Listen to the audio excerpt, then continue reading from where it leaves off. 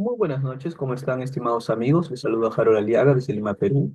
El día de hoy, por invitación del Rabino Joel, trataremos el tema de los dos Mesías. En esta oportunidad me toca hablar acerca de el Mesías desde el punto de vista del Qumran.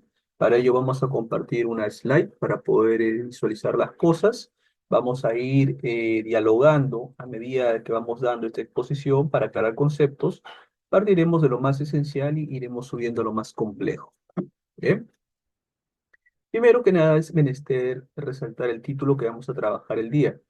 El día de hoy trabajaremos el tema de los dos Mesías en la tradición qumránica. Fíjense que de entrada hay que decir algo muy importante. Generalmente, siempre que se habla del judaísmo y del cristianismo, se piensa que solamente ha habido la tendencia a un Mesías, ¿verdad? Pero vamos a ver que eso no es así. Primeramente tenemos que explicar que no solamente había una escuela de pensamiento en el judaísmo, sino que había muchas. Entonces, para ello, vamos a dejar de compartir y vamos a ir a una pizarra virtual para explicar a la amada audiencia justamente el tema de que hay muchas escuelas de pensamiento en el judaísmo y obviamente una de ellas tiene que ver con los Mesías. Entonces, vamos a eh, mostrar eso en pantalla. Entonces, primero que nada, señores, hay que tener las ideas claras. Entonces, este cuadrado que usted, perdón, permítame, cogí mal el elemento gráfico. Ahora sí, este cuadrado que ustedes ven acá en color rojo va a representar lo que van a ser los judaísmos. Bien, yo sé que el profesor Irving Gattel y muchos eruditos judíos le dicen el judaísmo en singular en el entendido que son escuelas, ¿no?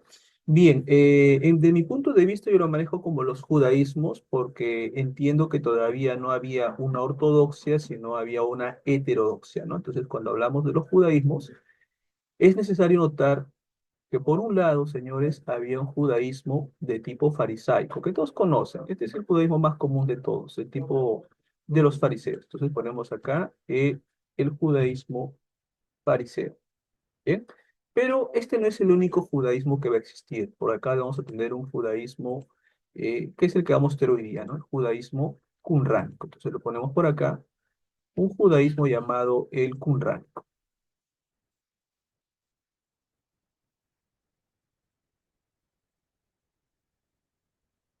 Asimismo, tenemos otro tipo de judaísmo que sería el judaísmo saduceo. O sea que el saduceísmo también es un tipo de judaísmo.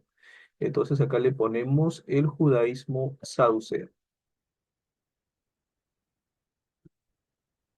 Pero notemos que estos no son solamente tres. Habían más de 50 tipos de judaísmo en la época del maestro. Entonces pondremos acá un poco más pequeño, digamos aquí con otro color, a un judaísmo llamado judaísmo helénico, ¿no? O sea, que se entiende que este judaísmo es el judaísmo practicado por aquellos, pues, que tienen alguna vinculación con el mundo heleno. Recordamos el libro de Macabeos y lo vinculado, pues, a la helenización de los judíos. Entonces, no es el único. Notemos que también va a haber un judaísmo de elefantina, ¿ya? Así como elefante, le ponemos acá elefantina. Entonces, ponemos aquí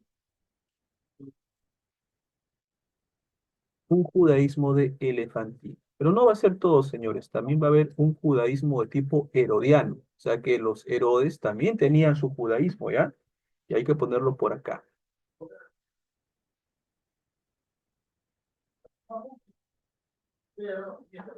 Ok, herodiano. También hay un judaísmo de tipo alejandrino, o sea, de Alejandría, que está obviamente pues por la parte de Egipto. Y eso lo pondremos por aquí, ¿sí?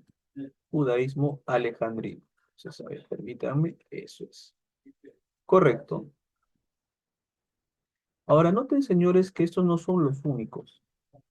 Hay muchos más tipos de judaísmo. Hay un judaísmo samaritano, hay un judaísmo, digamos, pues, fuera de Israel. O sea, hay muchos. Lo que yo quiero darle a usted a entender que hay un montón de judaísmos, o lo que algunos expositores le llaman escuelas de judaísmo. Bueno, en el fondo es lo mismo, ¿no? Yo prefiero llamarle los judaísmos y le diré la razón por qué. Porque recién en Yafne, ¿sí? Este judaísmo que voy a achurar con línea amarilla va a ser el judaísmo ganador, el que usted está viendo con amarillo, este. Y de este judaísmo los sabios van a comenzar a reconstruir un judaísmo hacia atrás, o sea, como que van a dar a entender que casi todos eran pues adherentes a lo que ellos creían, adherentes a sus enseñanzas, y notamos que no. Los esenios del Qumran tenían una visión más apocalíptica del fin de los tiempos. Los saduceos no esperaban un Mesías porque no les interesaba el tema. En el judaísmo herodiano está claro que es Herodes el Mesías, ¿no? Lógicamente muy conveniente para ellos porque Herodes el Grande, sus hijos Herodes Antipas, Herodes Felipe, Herodes Arquelao, Herodes Agripa I, Agripa II son convenientes para su estatus de vida. Pero cada una de estas sectas o cada una de estas escuelas tiene un punto de vista distinto. El día de hoy nosotros nos enfocaremos en el qumránico. Fíjense bien que el judaísmo farisaico te habla solamente de un solo Mesías, o sea que se cree que en el fin de los tiempos vendrá pues el Mesías, ¿no? El hijo de David. Ahora, en el judaísmo qumránico no se cree de esa manera. En el judaísmo de tipo qumránico se piensa que habrán dos Mesías y eso será motivo de lo que vamos a conversar el día de hoy. Entonces volvemos a la presentación. Sí, permítame. A ver, un poco de paciencia. Ajá, acá está. Lo tengo por acá. Bien, entonces, habiendo hecho ese preámbulo, ya notamos que no todos creen lo mismo, ¿no? Sino que cada escuela tiene un pensamiento distinto. Entonces, en el Qumran hay una visión de un mesianismo que te habla de dos Mesías, el Mesías Ben Aarón y el Mesías Ben David. Ahora, uno se preguntará por qué el Ben Aarón.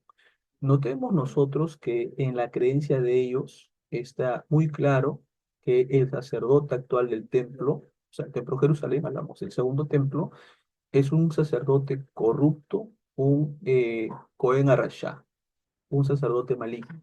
Por lo tanto, en contraste de ese sacerdote corrupto, tendría que venir en el futuro una figura escatológica de un Mesías Ben Aarón, o sea, un Mesías hijo de Aarón por la línea de Levi que vendría a restaurar el templo. Por otro lado, y no menos importante, tenía que venir un Mesías de tipo davídico. ¿Por qué? Porque este Mesías davídico traería orden a la monarquía. Recordemos que un poquito la desazón de los esenios es porque en ese momento del tiempo Herodes estaba gobernando ahí y obviamente Herodes era un rey idumeo, o sea, no es un rey judío, sino es un rey extranjero que ha sido impuesto por el Imperio Romano para que domine pues en la parte de Jerusalén. Pero lógicamente los judíos no están de acuerdo con esta visión, ya que para ellos es un rey extranjero, un rey títere que no forma parte de su pueblo ni sus tradiciones, por lo tanto hay una expectativa de derrocar a Herodes en un futuro, ¿no? Y que un descendiente de David debería tomar el trono y ocupar su lugar. Entonces notemos que esto viene justamente porque con David se da el tema de la monarquía, aunque nosotros sabemos que realmente comienza con Saúl, ¿no? Pero obviamente Saúl es de la tribu de Benjamín y a Saúl se le descalifica, obviamente por una serie de circunstancias muy penosas, con lo cual David será el prototipo de rey ideal de Israel. Yo sé que usted está pensando, pero no es David el rey ideal, sino es Salomón, ¿no? Porque Salomón fue un rey de sabiduría. Salomón construye el templo, Salomón realiza alianzas políticas con muchos países, en cambio David tuvo que guerrear con naciones, tuvo que asesinar a Urías y acostarse con su mujer.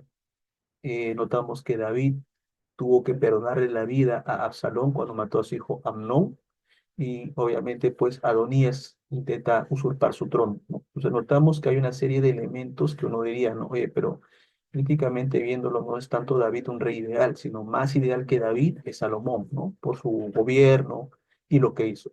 Sin embargo, en David se ponen las esperanzas porque obviamente se le conoce como un hombre conforme al corazón de Dios. Aunque ya vemos que este caballero también tiene sus caídas, ¿no? Entonces, bueno, es un poquito para entender que la expectativa del pueblo judío era que venga un Mesías, hijo de David, pero un monarca de linaje, ¿no? De pura cepa. Entonces, por eso que los esenios dicen, no puede haber un solo gobierno, tienen que haber dos. Uno que gobierne el sacerdocio, o sea, en este caso un heredero legítimo de Aarón, y un descendiente de David. Uno que gobierne la monarquía, que sea mucho más calificado que Salomón y más justo. Entonces, es lo que ellos plantean. Pero para plantear esto, ellos plantean una serie de guerras mesiánicas. Por eso que ellos hablan de Melquisedec contra Melquirrey. O sea que se cree que en el fin de los tiempos vendrá Melquisedec con el hijo de David, que derrotarán a Malquiresha, ¿no? Al sacerdote corrupto, al sacerdote impío, y a los Herodes y a Quitín, aquí se le va a llamar a Roma, los que están gobernando. Y usan una serie de lenguajes bastante fuertes, ¿no? Entonces, ahí recomendamos un libro llamado El Mesías antes del Mesías, de Israel Noll. El profesor Israel Noll es un profesor de la Universidad Hebrea de Jerusalén y un erudito judío muy calificado, y él nos transmite la idea de que en el pensamiento qurránico se especula que se levanta un Mesías, hijo de David, el cual va a comer con los Herodes, se siente en su mesa, va al templo de Jerusalén, participa en la liturgia, de manera, como diríamos uno, pues infiltrado, ¿no? O sea, como un infiltrado. Y que después de haber, entre comillas, realizado los cultos y todo esto en el templo de Jerusalén, se va al Qumrán y comienza a intrigar el asesinato de los Herodes, el derrocar a los romanos. Y este hombre, de acuerdo al libro de Israel Noll, el Mesías antes de Jesús creo que se llama, o antes del Mesías, es el que va a buscar esa revolución. Pero este hombre tiene 12 alumnos, 12 estudiantes. A este hombre lo van a matar, este hombre va a ascender a los cielos y va a resucitar. Entonces, esta es la visión qumránica que van a tener los esenios de un Mesías que debería liderar. O sea, no es la visión pacífica que tenemos acá en América Latina que te da la otra mejilla, sino es la visión de un guerrero militar, de un hombre que va a usar las armas y va a independizar a su país del dominio romano. Entonces, esta es la visión que tienen ellos referente al Mesías, hijo de David. Entonces, contrasta mucho, ¿no? Con la visión que tenemos acá, que se nos ha enseñado por parte del catolicismo, del protestantismo o también del judaísmo mesiánico, referente a este tema, ¿no? Es un tema bastante engorroso porque hablar de política yo sé que fastidia a la gente, ¿no? Pero lastimosamente todos estos temas van amarrados a la política de ese momento o el tiempo. Bien, vamos a la siguiente slide. Como decíamos, a diferencia del mesianismo que van a practicar los discípulos de Jesús, que esperan que en el fin de los tiempos venga el Hijo del Hombre, y acá hacemos otro paréntesis que esto también es necesario decirlo. Fíjense, señores, de que el Hijo del Hombre es una figura enigmática. Todos recordamos Daniel 7, ¿no? Creo que es el versículo 10 o el 12. Bueno, eso es lo de menos. Lo que interesa justamente, señores, es notar qué dice. A ver, vamos a dejar de compartir y vamos al texto en cuestión para analizarlo y usted va a entender por qué es necesario revisar las escrituras y sobre todo qué cosa es lo que se piensa, ¿no? Vamos a compartir pantalla. Permítame. Acá está. Venimos aquí, ponemos compartir pantalla, vamos a la aplicación de Eastword. Es una herramienta muy útil que tiene muchas traducciones de la Biblia. Y vamos a conversar un poquito de esto ya, porque si no entendemos esto, no vamos a lograr nada. Fíjense cómo comienza la lectura de Daniel. Dice, en el primer año de Belsasar, rey de Babilonia, vio Daniel un sueño y visiones de su cabeza en su cama. Luego escribió el sueño y anotó la suma de los negocios. Y habló Daniel y dijo, veía yo en visión, siendo de noche, y aquí cuatro vientos del cielo combatían al gran mar. O se está hablando de Roma. Ahora te voy a explicar por qué. Oh, perdón, de los griegos. Y cuatro bestias grandes, diferentes la una de la otra, que subieron del mar. La primera era como un león y tenía las de águila. Y yo estaba mirando hasta tanto que sus alas fueron arrancadas y fue quitada de la tierra. Y se puso enhiesta sobre los pies a manera de hombre y le fue dado corazón de hombre. Y aquí otra segunda bestia, semejante a un oso, eh, la cual se puso a su lado y tenía tres costillas entre sus dientes y le fue dicho, levántate y devora mucha carne. Después de esto yo miraba y aquí otra semejante a un tigre y tenía cuatro alas de ave en sus espaldas. Tenía también esta bestia cuatro cabezas y le fue dada potestad. Después de esto miraba yo en visiones de la noche y aquí la cuarta bestia espantosa y terrible y en gran manera fuerte, la cual tenía unos dientes grandes de hierro y devoraba y desmenuzaba las sobras holladas en sus pies y era muy diferente a todas las bestias que habían sido antes que ella y tenía 10 cuernos. Estando yo contemplando los cuernos, he aquí que otro cuerno pequeño subía entre ellos, y delante de él fueron arrancados tres cuernos de los primeros, y aquí en este cuerno había ojos como ojo de hombre, y una boca que hablaba grandezas. Bien, acá entramos a la parte clave que van a usar en Qumran y van a usar los discípulos de Jesús. Dice así, y estuve mirando hasta que fueron puestas sillas, y un anciano de gran edad se sentó, cuyo vestido era blanco como la nieve, y su pelo y su cabeza como lana limpia. Su silla llama de fuego y ruedas de fuego ardiente. Un río de fuego procedía y salía delante de él. El juez se sentó y los libros se abrieron. Y yo entonces miraba a causa de la voz de las grandes palabras que hablaba el cuervo, miraba hasta tanto que mataron a la bestia y su cuerpo fue deshecho y entregado para ser quemado en el fuego. Había también quitado las alas de otras bestias, su señorío, porque les había sido prolongada la vida en tiempo en tiempo. Y veía yo la visión de la noche, y he aquí en las nubes del cielo como un hijo de hombre que venía y llegó hasta el anciano de gran edad y le hicieron llegar delante de él. Permítame, hay una pequeña intrusión, un pequeño ruido ambiental. Gracias. Decía, ¿no? Entonces, en la parte clave, estamos aquí, ¿no? Había una visión de la noche, ¿no? Y he aquí uno como hijo del hombre que venía y llegó hasta el anciano de días y le hicieron llegar delante de él.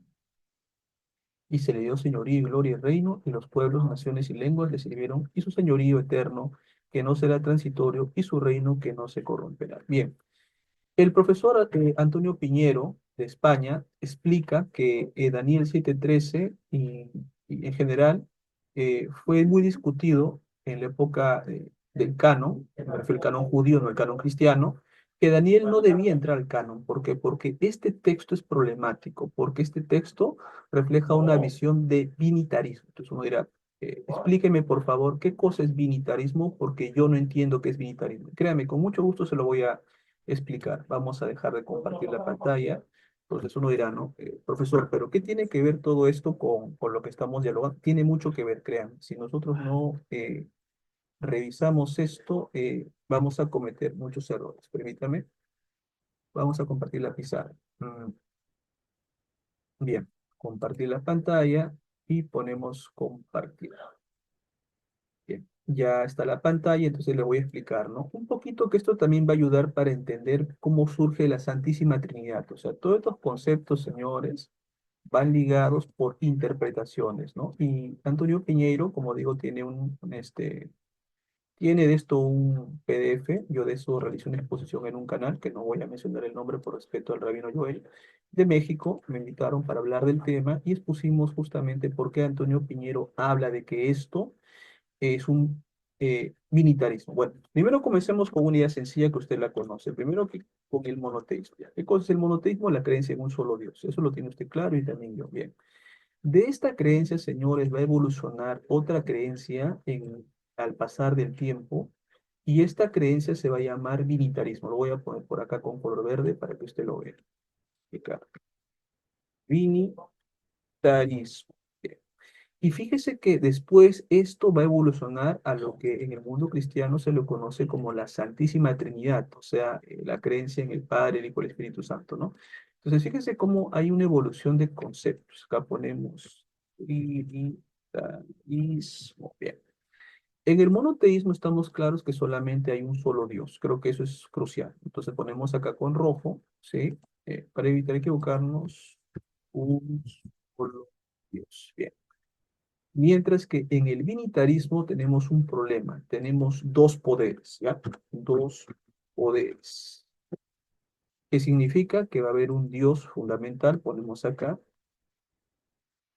un Dios, y ponemos por aquí un intermediario. Y acá ya tenemos, ya comenzamos con los problemas, ¿sí? Un intermediario,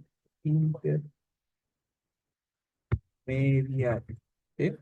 Esto sería la vinculación con el militarismo. O sea, que se cree que hay un poder importante que gobierna todo lo que existe, y que tras ese poder hay alguien más. Hay alguien que juega un papel secundario en el apoyo a Dios, vamos a decir así. Por eso de que en judaísmo actual, de tipo cabalístico, se cree en dos metatrones, ¿no? En un metatrón grande, ¿no? Y en un metatrón pequeño. O sea, y al Metatron se le llama el pequeño Yud-Heh Vav-Heh. Usted lo sabe muy bien. Entonces, tenemos este problema con la intermediación, de alguien que tiene que intermediar para salvar de los pecados. Y en la figura del trinitarismo tenemos, pues ya usted sabe, en el mundo cristiano, el Padre, es igual al Hijo y que el Hijo ¿sí? Es igual al Espíritu Santo. Entonces, esas son la evolución de las creencias. Entonces, estamos hablando de esto. ¿Por qué? Porque explica el profesor Piñeiro que en Daniel aparece esta figura de dos poderes en el cielo. Fíjese bien, si usted leyó bien Daniel 7 13 y 14 va a notar que dice, y he aquí a uno como hijo del hombre, vamos leyéndolo lento, a quien le fue dado dominio y potestad por los siglos de los siglos. Lo estoy parafraseando, usted tiene el texto en su casa.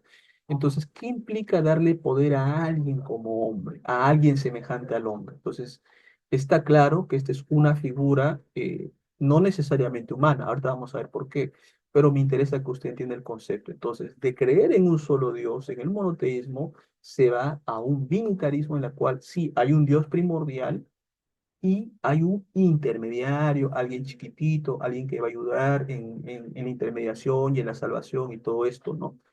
Y vamos a nosotros a notar, y a lo hablará el rabino Joel, cuando él explique por qué en el cristianismo solamente se quedan con un Mesías, la razón de por qué se dice que Jesús o Yeshua es el abogado, el intercesor. Eso viene de esta creencia, por eso, repito, hay que ser capaces de diferenciar lo que se conoce en el mundo académico como las cristologías. La cristología baja es la que creían los ebionitas, que Jesús es un ser humano común y corriente, no es Dios.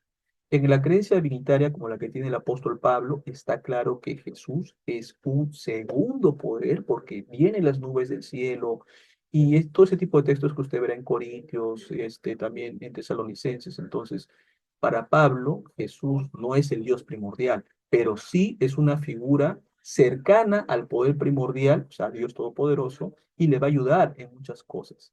Y después, ya más adelante, en el libro de Juan, que en el principio era la palabra y la palabra era Dios, y también en la carta a los Colosenses, etcétera, ya se dice que Jesús es Dios. Entonces, el problema está en que esa creencia ya es una creencia de tipo trinitario. O sea, porque ya Jesús se le convierte en Dios. Entonces, ¿qué tiene que ver todo esto? Decíamos que explica el profesor Piñeiro en ese PDF que los judíos no deseaban que Daniel entre al canon porque precisamente aparece este problema, pues. Y no deberían haber dos poderes en el cielo. O sea, eso está claro para un pensamiento judío.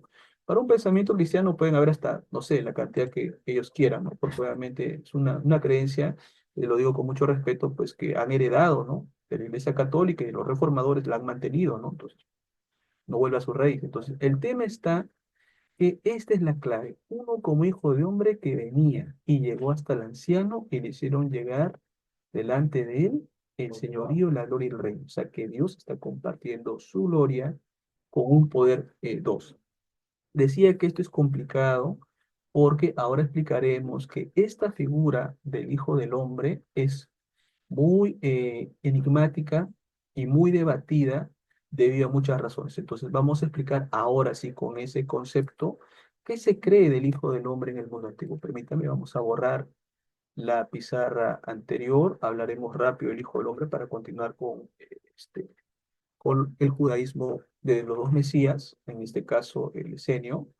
Entonces vamos de nuevo a la presentación de pizarra y noten, vamos a hablar aquí del Hijo del Hombre. Ya. Ponemos acá rápido, rápido, porque este es un tema que es ajeno a la exposición, pero que si no se explica, vamos a tener muchos problemas. El Hijo del Hombre, que en hebreo sería el Ben Adam, que también algunos traducen como el Hijo de la Humanidad o los hijos de la humanidad, que también es una buena traducción, no es una mala traducción. Ponemos acá Ben Ada, así sería la traducción, bueno, la transliteración, ¿no? En el fonético, en el hebreo. Entonces tenemos acá al Hijo del Hombre y al Ben Hadad. Ahora vamos a notar que las sectas, sobre todo de tipo apocalíptico, vamos a poner aquí, con el color verde. Las sectas, ponemos acá, apocalípticas, consideraban a aquella figura que iba a venir como el Hijo del Hombre. Entonces vamos a notar nosotros una cosa que va a ser bastante importante. Hay muchas, ¿no? Vamos a hablar solamente de algunas por razones de tiempo, ¿no? Que eso es completamente entendido. Entonces acá tenemos una primera división Y aquí tenemos una segunda división. Bien. Notemos que acá, por ejemplo, hablaremos de los enóquicos. Le ponemos acá la palabra enóquicos, ¿ya? Los enóquicos. Bien. Para esta secta llamada los enóquicos, el hijo del hombre es Enoc. Porque cuando nosotros vamos revisando en el libro de Enoc, se dice, pues, en primera de Enoc no lo va a encontrar, solamente está la visión de los vigilantes, el viaje que hace Enoch, etcétera, ¿no? Pero va a ver usted que hay primera de Enoch, segunda de Enoch, tercera de Enoch, entonces a medida que usted va viendo a Enoch, se le va a convertir en un Metatrón, o sea, un hombre que es convertido en un ángel. Entonces, por eso recomiendo que se revisen los tres libros de Enoch para que usted vea el pensamiento que tenía la escuela enóquica. Y este es otro tipo de judaísmo, que no es lo que yo puse en la pizarra. ¿Se da cuenta? El abanico de los judaísmos se va ampliando más. Por eso digo yo, y lo digo abiertamente, no existía una ortodoxia, existía una heterodoxia. O sea, así como en el cristianismo habían marcionitas, valentinianos, cerdonianos, ebionitas, o sea, no había una sola escuela, había muchas, pero en el año 300 y pico, ya se va a unificar con Constantino un solo tipo de cristianismo, en este caso con los judíos pasa igual. En Yafne por fin se va a consolidar y los sabios que están en Yafne, Yehuda, Hanás y todos los que vienen, van a consolidar un solo tipo de judaísmo y va a ser el judaísmo farisaico. Y de ahí van a construir para adelante. Pero por eso repito, no podemos hablar aquí de una ortodoxia, porque eso sería una burla a los estudios que hay sobre las diferentes escuelas. Entonces diríamos que los enóquicos tienen bien claro que ese hijo de hombre que vendrá y que recibe de Daniel 7:14, el poder es Enoc, que volverá en algún momento futuro, ¿no? Es lo que ellos creen. Ahora, en su gran mayoría, señores, para los esenios, el hijo de hombre es Melquisedec. Permítanme, vamos a poner con otro color para que se pueda esto diferenciar. ¿Por qué? Porque ellos hablan mucho de Melquisedec, hablan todo de Melquisedec, ¿no? Que tiene guerras apocalípticas, ¿no? Y de hecho esto lo tocará el rabino Joel en su ponencia. Fíjense que Melquisedec va a ser abordado en la carta a los hebreos, ¿no? Y que dice que Jesús es sacerdote de acuerdo a la orden de Melquisedec. Por lo tanto, el autor de la carta a los hebreos, bajo muchas perspectivas, sin duda alguna, puede haber sido un esenio que se ha vinculado, ¿no? Con los primeros discípulos. Porque recuerde que hay estudios académicos, sobre todo cito al profesor Adolf Reumann en su curso Los rollos del Mar Muerto y el origen del cristianismo, en la cual, en ese curso encerrado, el profesor da evidencias arqueológicas que la única secta que tiene vinculación en un 90% por los primeros discípulos o cristianismo futuramente, no van a ser otro que los esenios. ¿Por qué? Los fariseos no le venden todo lo que tienen y le dan a los pobres. Los fariseos nos dan una cachetada y reciben otra. Los esenios se purifican y tienen un periodo de noviciado. Los esenios parten el pan y etcétera. ¿Se da cuenta? O sea, el profesor da una serie de eh, requisitos, llamémoslo así, que es una lista larga. Y sí, tiene parte de fariseísmo, calva Homer, yo lo sé y usted también lo sabe. Sin embargo, a pesar de todo eso, la gran mayoría de prácticas, en un 90%, son vinculadas a los esenios. Entonces, para no irme del tema, Melquisedec es esta figura del Hijo del Hombre. Ahora bien, para los del camino, vamos a poner así porque todavía no eran conocidos como cristianos, para los del camino, o los nazarenos, está claro que el Hijo del Hombre no es otra persona que Jesús de Nazaret. Entonces, si usted puede comenzar a comparar, y hay más, ¿ah? Déjenme decirle que hay más. Yo solamente estoy mencionando tres, pero hay un montón. Entonces, esta figura del Hijo del Hombre, el Ben Hadán, es una figura escatológica, repito, que solo lo tienen como creencia las sectas apocalípticas. Esperan que vendrá en algún tiempo, aparecerá en algún tiempo, será un periodo cósmico y habrá mucho caos. Entonces, menciono esto porque esto es lo que aparece en Daniel capítulo 7, entre el 13 y el 14. Este Hijo del Hombre, que es una figura semi-angelical, semidivina, no es que uno dice, ah, Hijo del Hombre, no, no necesariamente. Ahora uno dirá, pero profesor, yo he visto Ezequiel y dice, y vino a mí la palabra del Eterno, Hijo de Hombre, ve y profetiza sobre Tiro. Sí, hay, va a haber un montón de versículos, yo lo sé. Sin embargo, no estamos hablando de eso, porque en ningún momento le dice Ezequiel, a ver, te voy a dar dominio, potestad por los siglos de los siglos. Eso no dice. Dos, el libro de Daniel, de acuerdo a la evaluación de papiros que se ha hecho, pertenece a la época macabea, no a la época pre-macabea, o sea, no a la época de Nabucodonosor. Este libro se escribe después y es un libro de tipo pseudo-epigráfico. ¿Qué significa pseudo-epigráfico? De una falsa atribución, o sea, que lo van a escribir los judíos en ese momento del tiempo a nombre de Daniel, pero no va a ser Daniel, pues no, a nombre de Daniel. ¿Para qué? Para darle valor a ese libro. Por ejemplo, imagínense, si uno lee el libro escrito por Josecito Cáceres, nadie lo va a leer. Pero si le pone el Evangelio de Abraham, uy, no, el Evangelio de Abraham, a ver, hay que leerlo. Entonces, en el mundo antiguo es algo normal que cuando se escribe un libro, se le pone el libro de un personaje importante. ¿Para qué? Para que la gente lo lea y haya una identificación. Por eso usted va a ver el famoso Sefer Yetzirah, que se dice que lo escribe Abraham, pero sabemos que no es él, van a ser los cabalistas que van a venir mucho después. Tenemos el Evangelio de Mateo, que no lo escribe Mateo. Recuerden que Mateo muere en la India y el libro es posterior. El Evangelio, pues también de Juan, que no lo escribe el discípulo amado, sino se escribe en el siglo IV por las comunidades gnósticas. Entonces, si comenzamos a desglosar así, señores, vamos a notar algo bastante interesante. Entonces, si esto está claro de quién es el Hijo del Hombre para cada secta, para cada movimiento, entonces, así como cada secta tiene una figura del Mesías diferente a la otra, así también el Hijo del Hombre es una figura diferente. Y lo decimos porque decíamos, vamos a volver a la presentación de la PowerPoint, que esto es importante nosotros de entender. ¿Por qué? Porque hablar del hijo de Aarón está fácil, pues, ¿no? Tiene que ser de la tribu de Leví, de la familia, pues, descendiente de Aarón, y pues este hombre, esta figura, será, pues, quien restaurará el templo, porque recuerde que en la época macabea surge una apostasía. ¿Por qué se le llama apostasía? Porque usted sabe que Judas Macabeo no es de la tribu de Judá, es de la tribu de Leví. Por lo tanto, le corresponde ser sacerdote, no rey. Sin embargo, por el poder de las armas, él y su gente lo nombran rey vitalicio y un grupo de sacerdotes asqueados por esta violación fuerte a la palabra de Dios, a la Torá, se van a ir al desierto y estos son los que van a ser los esenios del Qumran. Entonces, se habla del Mesías Ben Aarón. ¿Por qué? Porque se le da poder a los saduceos que van a ser una secta que va a aparecer en ese tiempo de convulsión macabea.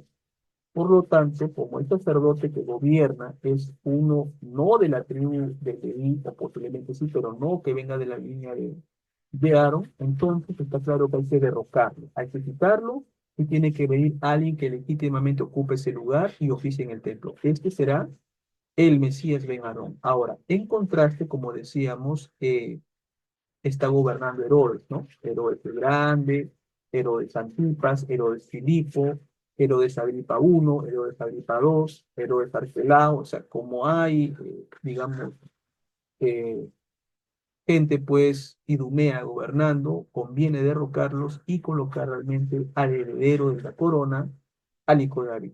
Entonces, tiene que ser de la tribu de Judá, no, perdón, de la tribu de, sí, está bien, de la tribu de Judá, por la línea de Salomón, de esa casa paterna, el candidato que debería gobernar a la nación y sentarse en el trono de Israel, ¿no? De gobernar el pueblo.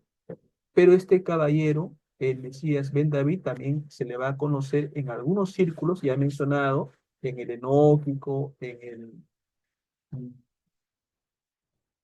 urránico, y para los primeros discípulos, el Ben David. ¿Por qué usted cree que cuando comienza el Evangelio de Mateo, dice, L, Toldot, Ben Abraham, y ven David? Y si usted analiza el triple 14, 14 generaciones de deportados, 14 Babilonia y post-Babilonia 14, el triple 14 es la gematría de David. Entonces, obviamente, la genealogía de Jesús le cumple con el triple 14 porque da a entender que él es el heredero de David, ¿no?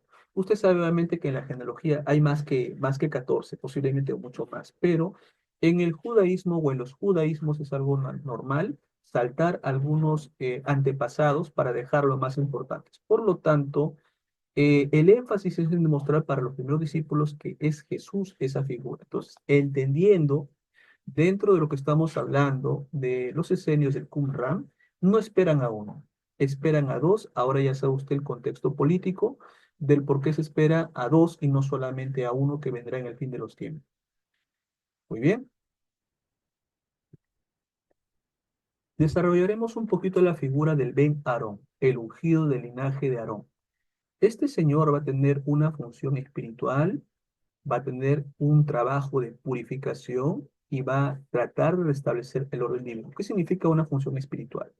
Restaurar el culto del templo en Jerusalén. Y acá voy a dejar de compartir pantalla y vamos a retomar, hablar un poquito del templo.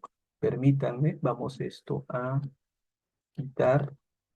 Bien, vamos a compartir pantalla y recomiendo una serie de charlas que hemos dado con el rabino Joel, en la cual hemos tratado acerca de la corrupción que se da en Israel y la venta y la subasta de puestos de sumo sacerdote a los bautesianos y cómo los diferentes, en los diferentes momentos, Roma también comienza a subastar y el propio Herodes comienza a subastar los cargos en el templo. Entonces vamos a poner un poquito ahí por qué el Ben Aarón. Permítanme, vamos a compartir pantalla para que esto quede claro, ¿sí? Como yo le digo, de repente hacemos así algunos paréntesis, pero es que si no los hacemos, vamos a volar y no vamos a entender el juego político que existe en todo este contexto. Para comenzar, lo que usted tiene que tener presente es lo siguiente. Primero, aquí tenemos en este cuadrado, imagine usted, a Israel. ¿Está bien? Tiene usted Israel. Pero hay que ser claros. Israel en este momento del tiempo es una colonia o una provincia, mejor dicho, ¿sí? Es una provincia de Roma. O sea, el Imperio Romano los tiene subyugados, los tiene dominados. Y ahí recomiendo yo un video que he hecho hace mucho tiempo que se llama Las raíces hebreas de la fe cristiana, en la cual hablo cómo los mismos judíos invitan a Roma a ingresar a su territorio, cómo invitan a Cayo Pompeyo y se forma la triple alianza entre Roma, Esparta y Judá, o Israel, vamos a llamarlo así. ¿Para qué? Para enfrentar a los griegos seleucidas. Entonces, recomiendo esa conferencia, ya la puede usted buscar en mi canal, Cairo Hey, o el rabino puede pasarle el link, bien. Eso es secundario. Lo que quiero que entienda que en este momento del tiempo, Roma es el imperio. ¿Está bien? Eso está claro. Perfecto. Ahora tenemos otro tema más aquí. Notemos lo siguiente, ¿ya? Vamos a poner esto un poquito más ancho, acá. Y nos vamos a enfocar aquí en lo que va a ser el sacerdocio, ¿ya? Lo demás vamos a dejarlo de lado por motivos pedagógicos. Note que el sacerdocio que está en ese momento del tiempo es un sacerdocio saduceo. Por eso usted va a ver que Jesús en Lucas 18 va a criticar a ese hombre rico que lo ve en el Hades y todo, ¿no? Que la gente se enfoca más, ay, que se está quemando, que no se está quemando. No se dan cuenta que es una crítica abierta contra un hombre que viste de morado, de púrpura de lino fino, que come grandes banquetes y hay un mendigo llamado Lázaro. ¿Sí? Para hacerlo más claro, el mendigo llamado Lázaro que come de la mesa del rico no es otro que el pueblo de Israel. Y el hombre rico que traga grandes banquetes y come de lo mejor y engorda, no es otra cosa que el sacerdocio saduceo. No te ve. Yo no estoy diciendo que los sacerdotes son malos, estoy diciendo que los sacerdotes saduceos de ese momento del tiempo eran eminentemente, hay que ponerlo con todas sus letras, eran corruptos. Usted no puede esperar que un corrupto haga las cosas correctas. Pues un corrupto va a tirar a favor de sus intereses. Entonces, este sacerdocio saduceo corrupto va a convertir al templo, vamos a poner aquí, más chiquitito, permítame, acá. Ya, imagine usted que esta extensión es el templo, ¿ya? El templo de Jerusalén. Tum, tum, tum, tum, tum. Bien, ponemos acá templo. Ahora, note que yo no lo voy a llamar segundo templo, yo sí lo voy a decir con todas sus letras. Este es el tercer templo. Y uno dirá, ¿cómo así? Se lo explico. Recuerden que el primer templo lo va a construir Salomón. ¿Hasta ahí estamos claros? Sí, no hay ninguna discusión. El segundo templo, señores, se va a construir cuando vuelve del destierro babilónico, en la época de Esdras, y en la época de Nehemías. ¿Estamos de acuerdo? Estamos de acuerdo. Hasta ahí es el segundo templo. Pero cuando Herodes el Grande manda a matar a los grandes sabios y luminarias, fíjense lo que voy a decir. Él empieza a ampliar el tamaño del terreno del templo. Le voy a poner ejemplo claro, miren. Acá para que lo entienda con números. Si el templo de Salomón medía, esto es un ejemplo, ya usted sabe que mide más, pero quiero que me entienda el ejemplo. Si el templo de Salomón mide 100 metros cuadrados y en la deportación a Babilonia, volviendo en la época de Esdras y Nehemías, lo reconstruye, vuelve a medir otra vez 100 metros cuadrados. Pero investiga usted la historia y Herodes va a hacer una ampliación. ¿Qué cosa significa una ampliación? O sea, ya no van a ser 100 metros en el ejemplo. No estoy diciendo que mide 100 metros, estoy poner un ejemplo para que usted entienda el por qué yo le llamo tercer templo. Póngase que Herodes le pone pues unos 180 metros. Entonces, fíjese, las dimensiones ya no son la misma. Acá sí diríamos, ok, primer templo, correcto. Vamos a ampliar un poquito esto para que me entiendan lo que estoy hablando. Esto sería pues el segundo templo, porque mantiene, escucha lo que le voy a decir, mantiene las mismas dimensiones que el templo en la deportación a Babilonia. Sin embargo, por eso es importante que usted estudie y se documente, no solamente que usted diga, voy a ver una prédica, como es suficiente, no, hay que leer, hay que investigar, hay que comprarse libros, y esto no es una cosa sencilla, sino hay que estudiar. Entonces, esta dimensión de Herodes, investiguelo usted, no Herodes Agripa, sino Herodes el Grande, va a ampliar las dimensiones del terreno. O sea, el terreno ya no van a ser, por así decirlo, este tamaño de 100 metros no va a ser mucho más. Entonces ya no podemos hablar, señores, de un segundo templo. Hablaríamos de un tercer templo. ¿Por qué? Porque está claro que para que siga siendo segundo templo, tienen que ser las mismas dimensiones en metros cuadrados, pues, pero no son las mismas, investigue usted. Es más, profesor, 100 metros, no, yo le estoy poniendo esto solamente de manera pedagógica para que usted entienda lo que yo le quiero transmitir. Entonces, correctamente hablando, lo que se quisiera construir sería el cuarto templo, no el tercero. ¿Por qué? Porque decir el tercero sería omitir la ampliación del tamaño, repito, ya no es el mismo tamaño, ya no es los mismos metros cuadrados, sino ya va a ser más grande. ¿Quién lo amplía Herodes el Grande. Investiga usted la vida de Herodes el Grande, tiene usted a Flavio Josefo, tiene muchas fuentes para que usted pueda hacer su averiguación y notar que el tamaño va a ser ampliado. Y al ser ampliado ya no es segundo templo, es otro templo distinto, sería el tercer templo. Entonces, por eso yo lo voy a dejar como tercer templo. Bien, entonces decía, habiendo explicado esto, eh, cuando estos sacerdotes corruptos toman posesión en la época del segundo templo y en la época del tercer templo, estos señores van a construir, convertir al templo de Jerusalén, y hay que ponerlo con todas sus letras, en el mayor centro de explotación del pueblo. Ahora, noten, no es que yo sea una persona antitemplo, no, yo también estoy a favor de que en algún momento este pueblo de Israel tenga su templo. Lo que yo estoy diciendo con todas sus letras es que en ese momento del tiempo habían sacerdotes saduceos que eran corruptos. Y lógicamente los corruptos van a buscar llenarse los bolsillos, vivir una buena vida, por eso revise, perdón, Lucas 18, pero ya no lo lea literal, pero no se imagine usted un hombre que se está quemando en el infierno y uno no.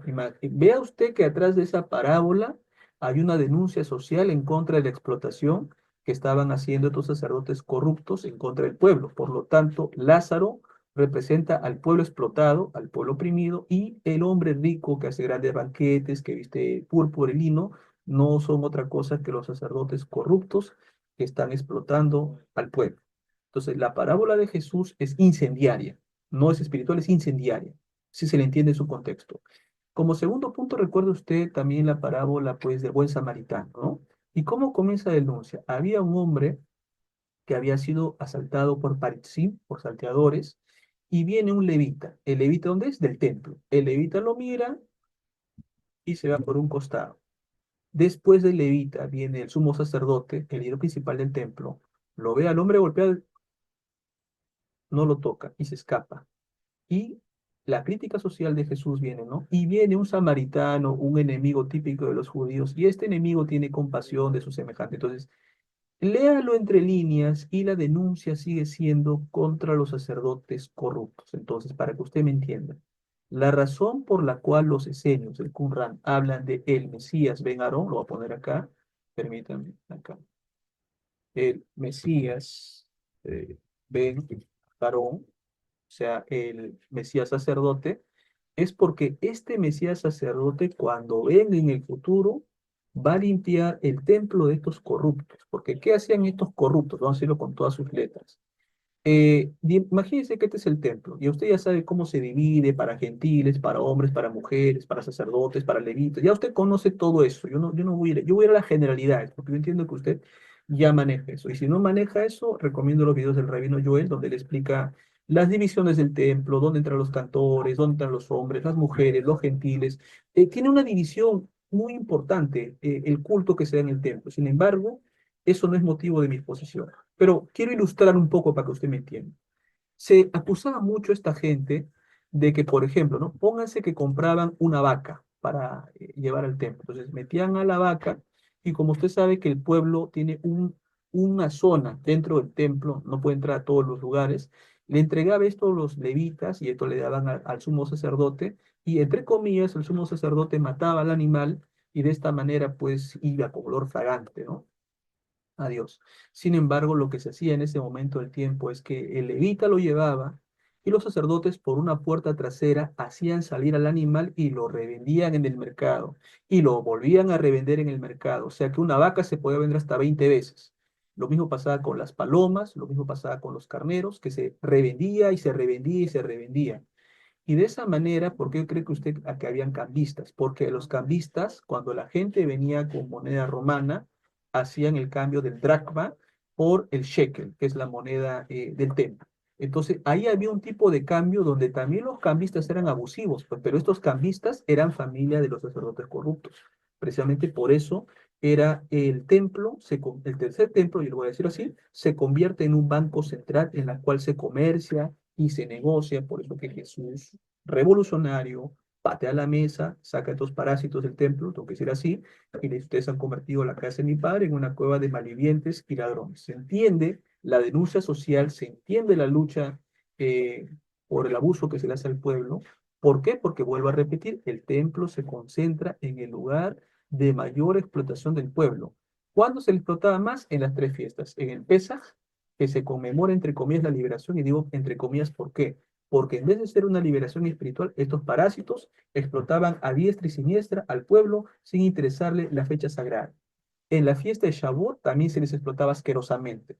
En la fiesta de Sukkot también se hacía lo mismo. Entonces, las fiestas, en lugar de ser algo espiritual que ayude a la gente a volver a Dios, se constituía en el elemento y la maquinaria más poderosa de explotación del hombre por el hombre. Por eso es que los esenios rebatían y crearon literatura que en algún momento del tiempo vendría, acá lo voy a poner, Melquisedec, en hebreo, Malki, Sedec, correcto, y ese es el sacerdote de justicia, si sería en español, o príncipe de justicia, ¿no? Mal, de Melki, ya, de Melki, ya. El príncipe de justicia, y este príncipe de justicia debería echar del templo a Malki Resh. Ponemos acá, a Malki Resh, que sería el príncipe podrido o corrupto, príncipe malo, porque usted dice que Rasha es malvado, ¿no? Bueno, el príncipe malvado, para ser exacto con las palabras. Tenía que echar del templo a este príncipe malvado, es este corrupto que estaba explotando al pueblo, ¿no? Entonces notamos que por eso los esenios tienen esta literatura, y yo lo digo abiertamente, y yo espero tener la oportunidad algún día de conversarlo en un programa con el rabino yo juntos. Para mi opinión, Jesús es un esenio, no un esenio común, sino es un tipo de esenio, pero ya habrá oportunidad, a Dios mediante, de hablarlo en algún momento futuro, porque hay bases para decir aquello, pero será conversado en un momento del tiempo. Entonces decíamos, volviendo a esto, la esperanza de los esenios es que en el fin de los tiempos este Melquisedec expulsaría a este Melquiresha, porque el tercer templo había sido convertido en el mayor centro de explotación, de opresión del hombre por el hombre, donde unos pocos engordaban sus bolsillos, se tragaban lo que les daba la gana, mientras que el pueblo era explotado de manera asquerosa. Por eso precisamente es cuando se da la revolución de Shimon Bar Kokhba, recomiendo que lea las cartas de Bar Kokhba, que están en arameo. En ese momento del tiempo, fíjense que el pueblo va a matar a estos corruptos y van a nombrar a gente sin abolengo como sumo sacerdote. Va a ser la primera elección democrática que el pueblo va a hacer de un sumo sacerdote. O sea, ya no se le impone Roma, ya no se le imponen los macabeos, sino el pueblo, el mismo pueblo, elige quién va a ser su sumo sacerdote de gente sin abolengo. Cuando digo sin abolengo, de levitas, pues que no eran ni siquiera, digamos, descendientes de Aarón, pero eran levitas y bueno, pues los nombran, ¿no? Entonces, eso es lo que yo quiero que se entienda mucho. Por eso es que la literatura contra el Mesías o contra el sacerdote corrupto es la oposición de Melquisedec, ¿no? Ahora entendemos un poquito más el porqué. Si no se entiende esto, señores, vamos a seguir hablando y divagando y sin entender el contexto. Entender que hubo una opresión de Roma, entender que ahora ya no es Dios quien elige los sacerdotes, sino que acá ponemos con rojo ya. Herodes, vamos a poner acá, Herodes el Grande, o Jorobo se le dice también, ¿no? Herodes el Grande, y después los Césares de Roma van a comenzar a lo que es una subasta. Vamos a poner acá, una subasta de cargos sacerdotales. Entonces, el imperio de Roma va a comenzar a vender al mejor postor el cargo de sumo sacerdote. O sea, el que tiene más plata puede ser el sumo sacerdote. O sea, no importa que no tenga bolengo, no importa. ¿Por qué? Porque lo está manejando Herodes el Grande y lo está manejando los Césares de Roma. Por lo tanto, no se puede esperar a alguien que sea a favor del pueblo, pues, sino que tiene que ver a alguien que sea a favor de Roma y que sea a favor, pues, de Herodes. ¿Por qué cree usted que Caifás y José Bar Callafa dice, no? Os conviene que muera un solo hombre a que toda la nación perezca por un solo hombre. Pues, no lo dice él por ninguna profecía de ninguna de esos mangos. Él lo dice por su conveniencia de que tenían que matar a alguien para aplacar la ira de Roma. Entonces, ¿se entiende esto? Perfecto. Ahora vamos a dejar de compartir esto y volvemos a la presentación de PowerPoint. Permítame. Ah, estamos acá. Perfecto. Entonces, como decíamos, ahora sí ya se entiende bien por qué la función espiritual es restaurar el culto.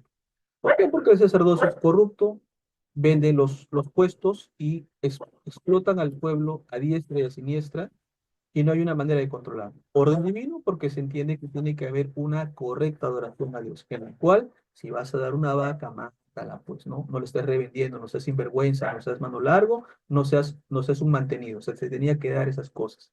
Sin embargo, aquí ya se había cruzado esa línea. El papel del Mesías Ben Aarón. Primero, purificación del templo, ya lo hemos visto. Este señor tiene que restaurar un culto donde no se explota la gente. Y lo más importante, cumplir la Torah en su dimensión espiritual. ¿Qué significa esto?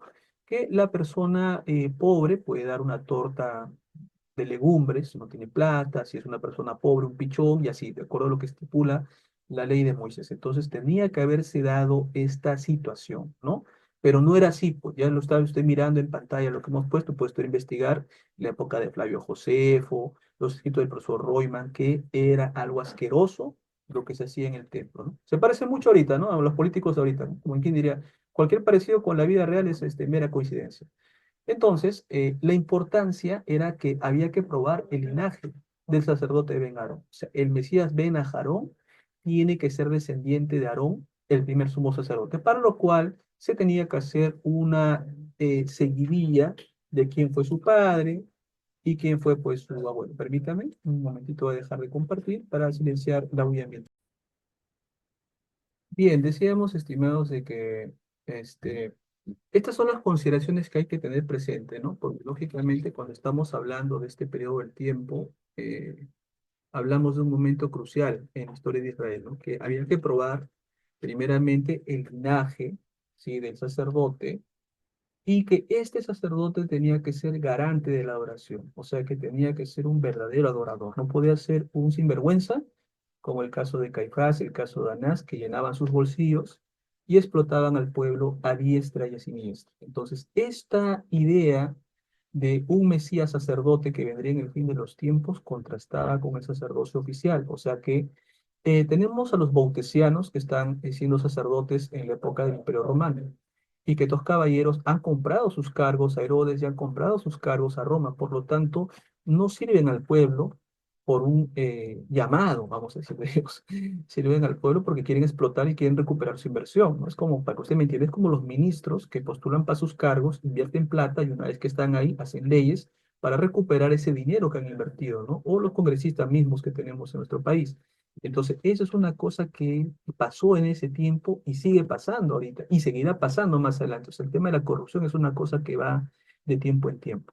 Entonces, ese es el contraste que tenía que haber. Por eso se esperaba mucho que venga un Mesías hijo de Aarón para poder restaurar pues lo que estaba mal en el tiempo de los Herodes. Muy bien.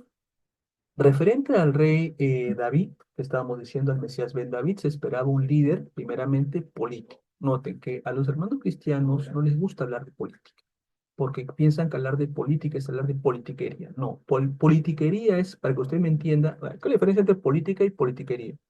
La política, pues, es una herramienta que uno usa para solucionar problemas. Por ejemplo, hay una política para implementar la educación, reducir la tasa de analfabetismo, combatir la delincuencia. Entonces, son políticas. ¿Para qué es politiquería? Politiquería es el acto de que la gente dice, sí, que voy a construir casas y puentes y derrotar a los delincuentes, etcétera. O sea, eso es politiquería, el mensaje que te va a endulzar y que va a ser pues populismo, ¿no? Pero otra cosa es la política. Entonces decíamos que se espera un líder político, de acuerdo a los esenios, un descendiente de David, quien debería restaurar el reino de Israel. Ahora, se espera mucho esta figura porque Herodes es la otra cara de la moneda, pues, o sea, Herodes es un rey idumeo, para comenzar, no es judío, y lógicamente él va a gobernar no por el pueblo, sino para Roma, porque Roma lo está poniendo. Noten que en el primer triunvirato, no, perdón, en el segundo triunvirato, cuando Marco Antonio combate a Octavio, primeramente Herodes se había plegado al bando de Marco Antonio y Cleopatra, o sea, combatieron en la batalla naval contra las fuerzas de Octavio. Pero cuando Octavio César Augusto derrota a Marco Antonio se suicida junto con Cleopatra, entonces Herodes, el Grande, se pliega al bando ganador, eso es un político muy astuto, se pliega al bando ganador y se gana la simpatía de Augusto.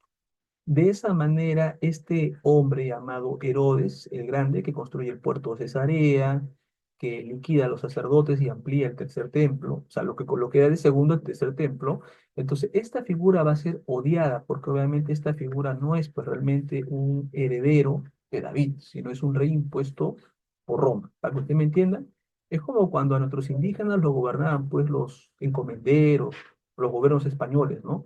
Y nuestros indígenas tuvieron que sublevarse para expulsar al invasor, ¿no? Entonces, es lo mismo, para que usted me entienda. Yo sé que acá estamos en América Latina y yo sé que ese sentimiento de los indígenas que expulsaron, pues, a los españoles, es el mismo sentimiento que tenían ellos, que querían expulsar de su país a los romanos, ¿no? Entonces, uno lo puede entender claro. Por esa razón que esperar una figura davídica que votara al invasor era lo que ellos querían. Sin embargo, Herodes se caracterizó por liquidar a cada pretendiente mesiánico a la corona. Liquidó a Stronges y va a revisar usted una grande lista, por eso recomiendo mucho los libros de Flavio Josefio, para que usted vea en Guerras de los Judíos y en Antigüedades cómo Herodes va a liquidar a todos los pretendientes mesiánicos porque para Herodes es una amenaza, pues, que hay alguien querido por el pueblo y que el pueblo le encumbre a la corona. Lógicamente que esto iba a tener una respuesta a Roma, ¿no? Roma tampoco iba a dejar que se levante un rey popular, sino tenía que mantener a ese rey que favorecía el status quo del imperio y se explica que es un líder militar. ¿Por qué? Porque al igual que David empuñó las armas para derrotar a los filisteos, se espera que este monarca que habría de venir tendría que empuñar las armas para derrotar a Roma, expulsar a Herodes y se esperaba un guerrillero. Fíjense que esto contrasta mucho con la visión que se tiene de Jesús de Nazaret, ¿no? Referente a Jesús, se le ha pintado pues como un héroe, como un líder pacificador, etcétera, ¿no? Pero el profesor Dri de Argentina ha sacado un libro, el cual yo lo voy a exponer en los cursos de RC más adelante. Se presenta el Evangelio de Marcos como un evangelio subversivo, en la cual Marcos, desde el capítulo 1 hasta donde acaba, se plantea la revolución de Jesús. Muy interesante, ¿no? Esa figura que se nos ha venido de un líder pacífico va a caer por el suelo, pero eso será en un futuro. Entonces se dice que este líder militar habría de derrotar a los enemigos de Israel en la batalla final. Es por eso que los judíos, cuando les pregunto usted a los judíos, actuales me refiero, ¿no? A los sefarditas o a los ashkenazis, si Jesús es el Mesías, te van a decir que no, porque obviamente no peleó las guerras mesiánicas, no derrotó a los romanos, no independeció Israel, pero fíjense que esa es la visión que ha vendido el catolicismo y el cristianismo, pues la figura real de Jesús ha sido guerrillera, pero los evangelistas han tapado sus palabras y minimizado el mensaje revolucionario, pero eso se conversará más adelante. Y se espera que David, este hijo de David, habría de tener justicia y paz. Ante un pueblo oprimido, tenía que venir un rey ideal que satisfaga estas expectativas para traer un momento de paz y de orden. Esto era un poco la visión que se quería, en contraste de la figura de Herodes, pues el grande, que era un rey idumeo que vivía de acuerdo a sus intereses. Ahora, ¿cuál era el papel escatológico que tenían los esenios del Qumran referente a este hijo de David? Primero, tenía que liderar la batalla final, liderar un conflicto contra las fuerzas del mal. O sea que en el fin de los tiempos vendrá este hijo de David y derrotará a Kitim. Así se le llama a Roma en los libros de Qumran, Kitim. Y que habría de derrotarlos y echarlos, ¿no? Pero fíjese, acá voy a soltar algunas perlas que es importante tenerlas, ¿no? Recuerda usted que en el Evangelio de Mateo se habla del endemoniado Gadareno. Curiosamente, al endemoniado se le llama legión, y legión constituye una cohorte romana. ¿Y cuál es el destino de legión? Que los chanchos se van a ahogar en el agua. Entonces, fíjese que en ese tiempo había una legión llamada la legión del jabalí. Y por eso se habla de la parábola de los chanchos, ¿no? Sabe que los chanchos se van a echar al agua. El mensaje subversivo es que Roma representa a esos endemoniados y que al fin de los tiempos serán destruidos y serán arrojados al mar. Muy idéntico, muy similar a las guerras mesiánicas que plantean los esenios. Por eso le digo, los evangelios son eminentemente revolucionarios, solamente que lo han tapado, ¿no? Eso es otra cosa diferente. Ahora, se espera que este líder davídico vaya a restaurar a Israel, o sea que restablecer una soberanía política, una independencia política, en la cual Roma ya no esté imponiendo sacerdotes a diestra y siniestra ni a reyes, sino que ellos como nación independiente puedan elegir sus propios reyes y establecer su propio sacerdote. Y esto definitivamente tiene que ir unido a un cumplimiento profético, que significa que debe cumplirse profecías como Isaías y Jeremías sobre ese reinado final de paz. O sea, eso es lo que ellos estaban esperando. Y es fácil entender sus motivaciones, ya que en la época de Herodes se explotaba a la viuda, al pobre, al huérfano y al campesino. Por eso que se crearon agentes de aduana. En el caso de Mateo, que se le traduce como recaudador de impuestos, fíjese que lo más práctico es traducirlo como agente de aduanas. ¿Qué cosa es un agente de aduanas? Una persona que te cobra un peaje, para que usted me entienda. Cada vez que viene, el agente de aduanas te pide un peaje. Entonces, en ese caso, estamos hablando que Mateo pedía peaje. O para que usted me entienda, va a ser lo más fuerte, pedía cupos, pues. Entonces, eso era algo que el pueblo odiaba, pues, porque no solamente lo explotaba Herodes, no solamente explotaba Roma, sino también lo explotaban ese pobre pueblo, pues los recaudadores de aduana, o sea, los recaudadores de impuestos.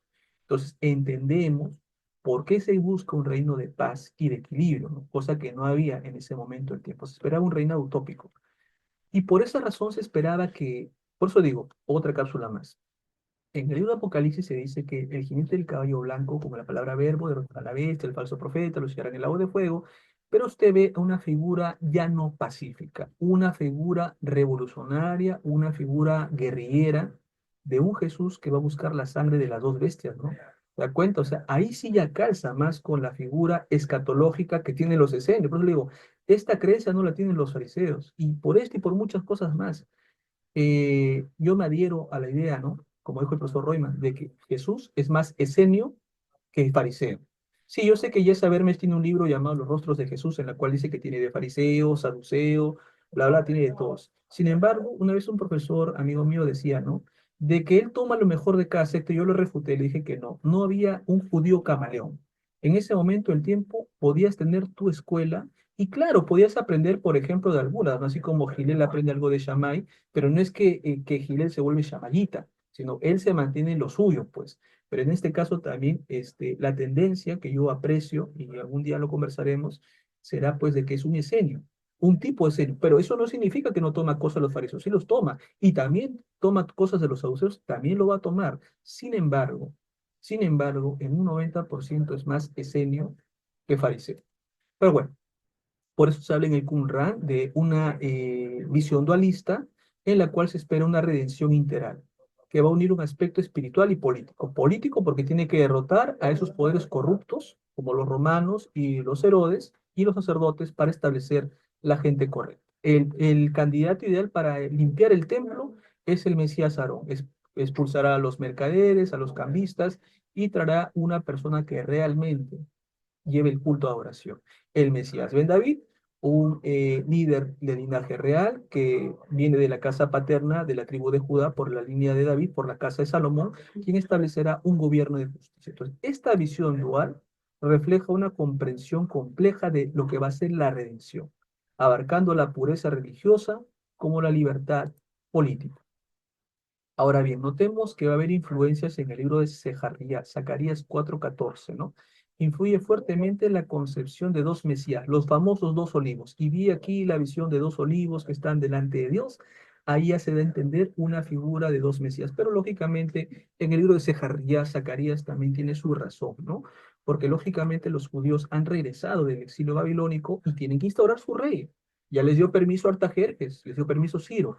Pueden instaurar su rey y también tienen que instaurar su sacerdote. Y esto mismo es lo que va a ser utilizado en la literatura apocalíptica como el testamento de Levi, el libro de Enoch y la visión de Amram. Todo esto va a generar, señores, una expectativa dual de dos Mesías, no uno, sino dos. Muy bien, entonces esto también es importante reseñarlo. Vamos ya a las últimas partes.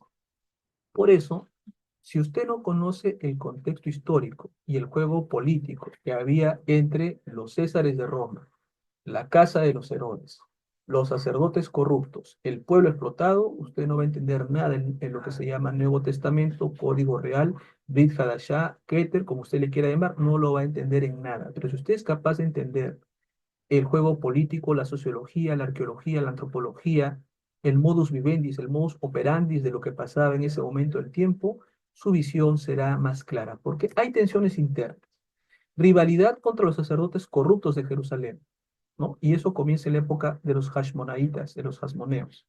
Y estos están en contraste, en oposición contra los esenios. La opresión romana, como decía, desde que Pompeyo ingresa a Israel, él lo convierte pues en una provincia, lo va a subyugar, pero culpables son los judíos. ¿Por qué? Porque ellos le van a invitar, tiene usted cartas que van a enviar a Roma y también van a enviar a Esparta, ¿no? Yo lo denuncié eso en el video que sacamos, Las raíces de la fe cristiana, o las raíces judías, me parece algo así, usted lo busca en el canal Cairo Yuge Bajei. Ahí es donde hemos trabajado un poco esa parte, no del todo, así le hemos mencionado y hemos dado evidencia profunda de eso. Y este tema de la corrupción del templo lo trabajamos con el rabino Joel, él va a poner el enlace de esa conferencia, en la cual hablamos abiertamente de que no es que el templo, el edificio sea malo, el edificio no es ni bueno ni malo, sino que la gente que lo va a administrar era gente podrida, gente corrupta, gente que explotaba al pobre. Por eso repito, revise de nuevo otra vez la parábola de Lázaro y el hombre rico, revise usted también el buen samaritano, pero revíselo desde un punto de vista histórico y de juego político. Si usted lo revisa así, va a entender muy profundamente las denuncias que se hacen en contra de estos explotadores. Y eso va a ser crucial porque esto también van a ser los esenios. Por eso hablan de el Mesías antes de Jesús, de Israel Nol. Como decía, también usted va a ver las guerras mesiánicas contra Kitín. Entonces, cuando usted entienda la guerra de Melquisedec contra Melquirresha, esto quedará más claro y evidente. Ahora, ¿qué razones tienen ellos para creer no en uno, sino en dos Mesías? Primero, es perspectiva apocalíptica, o sea, hay influencia de textos como el libro de Daniel y Apocalipsis de Esdras. Y también usted tiene el libro de Enoc, el libro de los jubileos, tiene un montón, en la cual hay una expectativa del fin de los tiempos, en la cual tendría que venir el Hijo del Hombre, y hemos hablado también de eso, que habría de traer ese momento de paz. Hay una necesidad de purificación, claro, por un lado la parte política está corrupta, por el lado de los Herodes, que han nombrado recaudadores de aduanas, y también lo tiene usted por el lado del templo, donde se explota al pobre, la viuda, el huérfano y el necesitado. O sea, explotación al más alto nivel.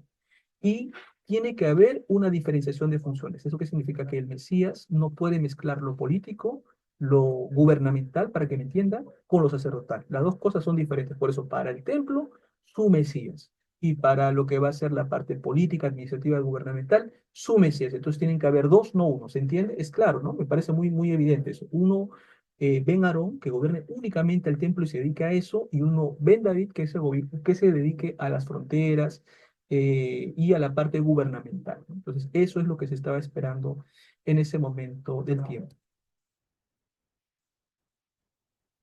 Ahora, la interpretación escatológica, ya para culminar, nos habla de una restauración espiritual, que el Mesías Ben Aarón purificará el culto. Ya hemos visto el porqué de la pizarra, ¿no? Hay razones del porqué.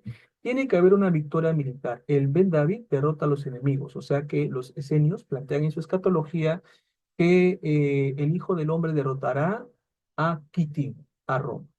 Y después de derrotarlos ellos, tiene usted el paralelo con el libro Apocalipsis, en la cual Jesús derrota a la bestia, al falso profeta y los echa en el lago de fuego. También eso es una victoria militar, pues que va emparentada porque sigue siendo literatura apocalíptica.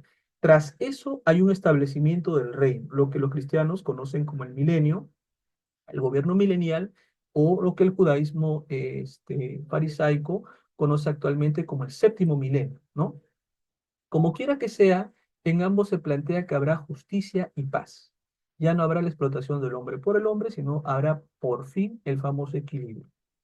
Y ahí viene la era mesiánica, en la cual el lobo morará con el cordero y un niño los pastorará. Ahí es realmente lo que se va a poner en esa secuencia que usted, primero, restauración espiritual. Segundo, victoria militar. Tercero, establecer el reino aquí y ahora. Y cuarto, se da la famosa era mesiánica. Entonces, esto va a ser importante entender. El impacto del pensamiento religioso. Primero, hay diversidad mesiánica. Lo dijimos, cada secta tiene su creencia y esto va a reflejar la variedad de expectativas en la época del tercer templo. Acá lo puse segundo, pero corrijo tercer templo. Ya he explicado por qué no segundo, sino tercero. Se van a integrar tradiciones, combinará elementos sacerdotales y reales con una visión que sea unificada. Hay una influencia posterior, contribuye a la evolución del pensamiento mesiánico en el judaísmo y como consecuencia en el cristianismo. ¿Cuál es la relevancia de este estudio para los estudios modernos? Primero, fomentar una mayor investigación académica. ¿Qué significa? Que debemos estudiar lo que se conoce como judaísmo del segundo templo. Ya sabe usted por qué yo le llamo tercer templo, no segundo. Yo sí acá no estoy de acuerdo, pero tengo que decirlo. Estudiar, si estudiamos el imperio, el culto imperial, eh, las sectas que habían, vamos a entender, ¿no? Si no, no. Tiene que haber sí o sí una comprensión histórica. Este tema ayuda a interpretar las tensiones políticas y sociales que se vivían en esa época. Tiene que fomentarse sí un diálogo interreligioso. ¿Qué significa? Que el judaísmo o los judaísmos tendrán que sentarse a conversar con los cristianismos, ¿no? ¿Por qué? Porque todos tienen una raíz en común, hay creencias similares, pero hay desacuerdos precisamente, lo que explicaba, monoteísmo, binitarismo, trinitarismo, etcétera. Entonces, de todas maneras, este tipo de temas permitirá establecer puentes de diálogos entre las diferentes religiones para buscar pues una armonía entre todos, ¿no? Conclusión. La visión dual mesiánica es la creencia que habrá en dos mesías de Qumran, y esto representa una visión compleja y rica que integra las necesidades espirituales y las esperanzas políticas en la comunidad de los esenios. Esta interpretación escatológica no solo enriquece nuestra comprensión del pensamiento religioso del segundo templo, sino también las tensiones y aspiraciones en una época picante y crucial en la historia judía. Entonces, fíjense que el rabino Joel va a hablar después de esta conferencia sobre el por qué tiene que haber en el cristianismo o en el movimiento los primeros discípulos o los nazarenos o los netzaritas o los nazratim o bueno, el término que quieran usar de solamente uno.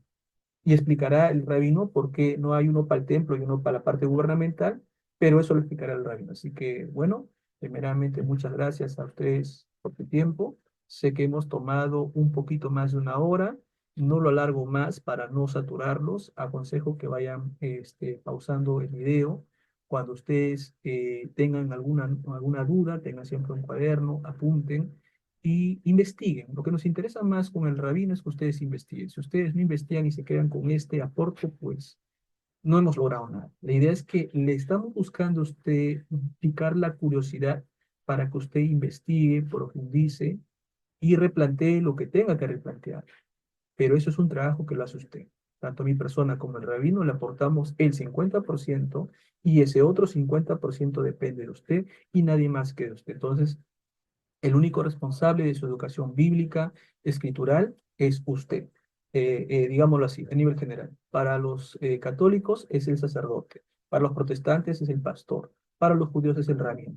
Pero cada líder espiritual aporta solamente un 50%, y ese es su trabajo. A usted le corresponde el otro 50%. A usted le corresponde profundizar esto. A usted le conviene investigar esto. ¿Para qué? Para que usted tenga una fe madura y una fe crítica. Así que bueno, muchas gracias. Primero, agradecer al rabino Joel, hasta el DF en México, por la invitación y agradecerles a ustedes por su tiempo. Y será con mi persona hasta una futura oportunidad, si es que Dios nos da bien. Así que muchas gracias, bendiciones, gracias y paz, shalom, shalom. Estamos aquí en el futuro y me despido cordialmente desde Perú y sobre todo pues en la ciudad de Lima. Así que bendiciones y paz.